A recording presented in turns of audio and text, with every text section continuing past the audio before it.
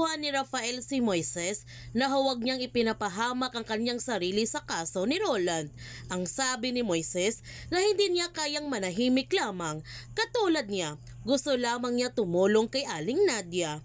Ang sabi ni Rafael na sinubukan na niyang tulungan si Aling Nadia, ngunit wala na silang magagawa. Nakiusap si Moises kay Justin na kung pwede tulungan sila ng Gamma Sigma Psi para huwag sila ma-expel sa Crestwood.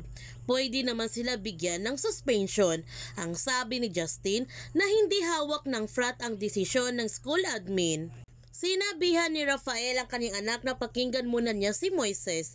Tingnan nila kung may magagawa ba siya para mawala ang pag-expel ni Moises at ang kanyang mga kaibigan sa Crestwood. Nagpapasalamat naman si Moises kay Rafael na tutulungan siya nito sa kanyang malaking problema.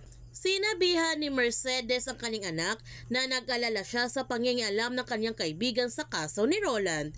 Ang sabi ni Justin na hindi naman niya kaibigan si Moises at hindi niya ito kailangan kaibiganin dahil na-expelled na siya sa kanilang paralan. He committed academic offense at pwede rin siya ma-expel sa frat, kaya sinabihan niya ang kanyang ina na tigilan na niya ang kanyang pag-alala.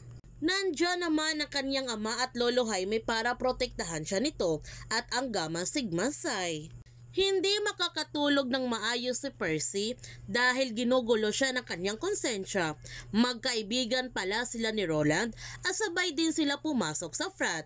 Natatakot siya na magsalita dahil papatayin siya ni Justin kapag magsalita siya na tungkol kay Roland. At pati rin si Justin, binabangungot na rin siya. Hindi na siya pinapatahimik ng kaluluwa ni Roland. Naalala naman ni Mercedes na kay Roland siya kumukuha noon ng supply ng droga at inilagay niya ito sa kanyang sleeping pills upang hindi siya mahuli ni Rafael. Kinabukasan, inilipat na si Gilbert sa city jail at sumugod si Aling Nadia dahil alam niya nagsisinungaling lamang ang lalaki na iyan at naniniwala siya na may nagmanipula sa kaso ng kanyang anak para pagtakpan ang totoong killer. Nakita naman ni Rafael sa balita ang panggugulo na ginawa ni Aling Nadia. Kinausap ni Justin ang kanyang ama na ang kanyang mga kaibigan ay loyal ito sa kanya. Lahat ng frat na may alam at pati na si Percy, kontrolado niya ito. Walang magsasalita sa kanila. Kahit si Moises na mangungulit pa rin ito, ilalayo niya ito sa posible niyang malaman. At nagtanong siya sa kanyang ama kung hanggang kailan ito magiging ganito. Kailan ito titigil. Naalala naman ni Rafael ang payo sa kanya ni Jaime na kailangan niyang protektahan ang kanyang anak, ang Gamma Sigma Psi at ang kanilang pangalan dahil ito ang pinakasagrado nila na pangako. Kaya sinabihan ni Rafael ang kanyang anak na huwag siyang mag-alala. Gagawin niya ang lahat para protektahan niya ito. Humingi naman ng tawad si Justin sa kanyang ama sa nagawa nitong kalukuhan. Gayunpaman, pinuntahan ni Maxine ang kanyang kuya sa dorm para ibigay ang letter na galing sa school admin na ma-expelled siya sa paaralan. Pinagalitan niya ang kanyang kuya na pinagsabihan na niya ito dati na walang magandang maidudulot sa pagsalin niya sa frat. Ang sabi ni Kelvin na walang kasalanan ang frat dito, kundi kasalanan ito ni Moises. Ang sabi ni Maxine na wala siyang pakialam kung bakit sila na-expelled. Dapat hindi ito mangyari. Ang sabi ni Maki na kinausap na nila si Justin pero hanggang ngayon hindi pa rin ito nagpaparamdam sa kanila. Ang galit na sabi ni Maxine na ano na ang nangyari sa kanilang brotherhood. Ngayon nagkagipitan na sila. Ang sabi ni Moises na wala siyang gustong ipahamak. Hindi niya ginusto na mangyari ito. Pinagalitan ng gusto ni Maxine si Moises at sinabihan niya ang binata na hindi niya ginusto na mangyari ito, wala na, nangyari na. Nadamay pa ang kanyang kapatid at sinuntok niya si Moises sa tiyan at umalis na siya sa dorm. Pumunta si Moises sa simbahan para magdasal kung bakit nangyari ito sa kanya. Na-expelled kagad siya sa kanilang paralan, hindi ba pwede suspension muna?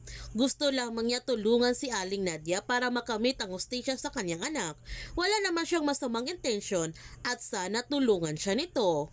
Sa hindi inaasahan, nagkita silang dalawa ni Aling Nadia sa loob ng simbahan at nilapitan niya si Aling Nadia para damayan sa pagdadalamhati nito. Humingi ng tawad si Moises kay Aling Nadia, ginawa na niya ang lahat pero wala siyang napala.